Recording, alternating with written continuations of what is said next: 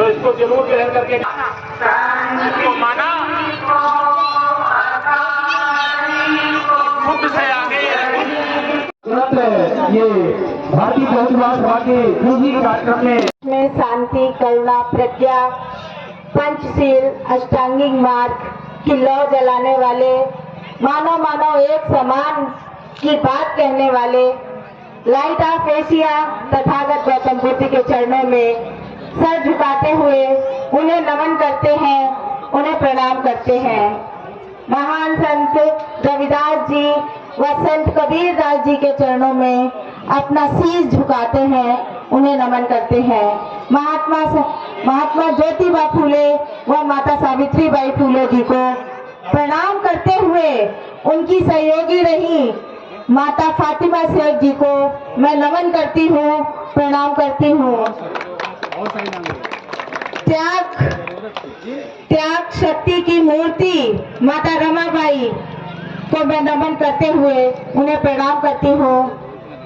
करोड़ों करोड़ों के मसीहा, प्रत्येक उस व्यक्ति के प्रेरणा स्रोत जो कमजोर है, बेचारा है, शोषित है, वंचित है, अशिक्षित है, बेघर है, अपमानित से पीड़ित है, symbol of knowledge Baba Saheb Bhimrao Ambedkar ji के चरणों में सर झुकाकर नमन करती हूँ, उन्हें प्रणाम करती हूँ। बाबा साहब के कारवां को आगे लेकर चलने वाले मानवर कांसीराम साहब जी के चरणों में भी अपना सर झुकाकर बारंबार प्रणाम करती हूँ। इस सम्मानित मंच पर विराजमान हमारे परम पूज्य भंते जी को मैं बहुत बहुत बंदामी करती हूँ। साथ ही सामने बैठे हमारे सभी बड़े बुजुर्ग, हमारे भाई व हमारी माताएं बहनें, मैं आप सभी को बहुत बहुत बधाई व शुभकामनाएं देती हूँ। इस प्रोग्राम को जो श्री पावन बुद्ध पूर्णिमा के पावन अवसर पर मैं इस प्रोग्राम के सभी कमेटी के सदस्यों को, जिसमें मुझे कुछ नाम मिले हैं, माननीय श्रद्धेय अनीता बौद्ध जी, उनके पति युद्ध न हो इसलिए उन्होंने अपने सब सुविधा छोड़ी थी, युद्ध न हो इसलिए उन्होंने अपने पति और बच्चे को भी छोड़ दिया था, माता पिता को छोड़ दिया था। सोच लीजिए माता पिता पे क्या गुजरी होगी जिसका पुत्र भरी जवानी में चला गया हो एक सन्यासी का रूप लेने के लिए।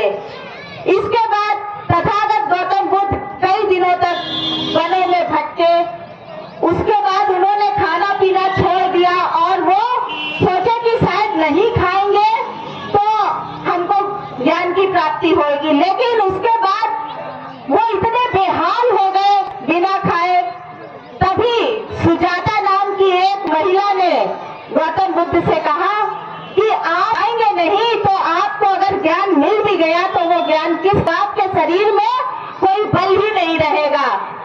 तब तथागत गौतम बुद्ध ने उस खीर का सेवन किया और जब किसी भी व्यक्ति को जब कोई खाना मिल जाता है, एनर्जी मिल जाती है तो वो अपने आप उसके अंदर ताकत आ जाती है। इसी तरीके गौतम बुद्ध ने जब वो खीर का सेवन किया तो उनके शरीर में कुछ तेजी आई, गर्मी आई, बल आया और जब बल आया तब उसके बाद उनकी बुद्धि ने भी काम करना चालू कर दिया। जब बुद्धि आ गई तो विवेक जाग गया कि वाकई बिना खाए पिए इंसान कुछ भी हासिल नहीं कर सकता है। इसलिए तथागत गौतम बुद्ध ने ऐसे बहुत सी बातों को कहा है कि पंचशील का जो तथागत गौतम बुद्ध ने जो पाठ दिया है ना, वो पाठ आज के जो मौजूदा कानून है उसमें भी लागू होता है।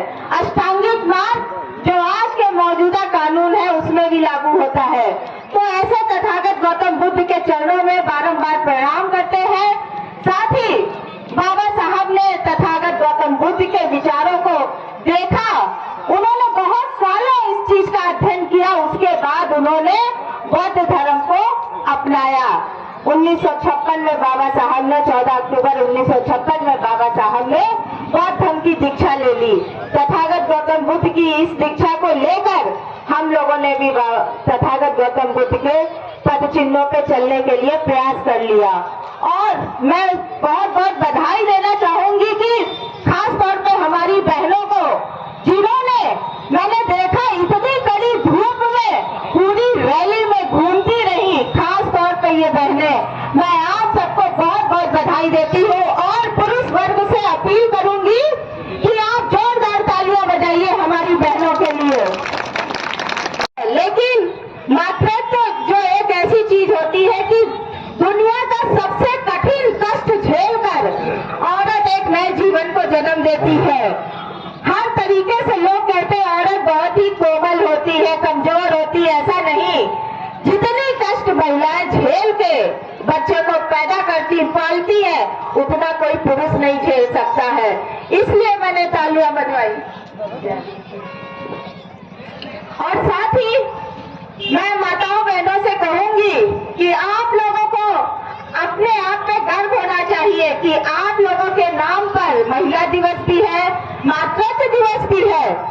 और आप लोगों की वजह से, आप लोग संख्या की आधी है, 50% है, आप लोगों की वजह से कोई भी शासन सत्ता पे बैठ सकता है और कोई भी शासन सत्ता से उतारा जा सकता है, आप लोगों की भागीदारी से।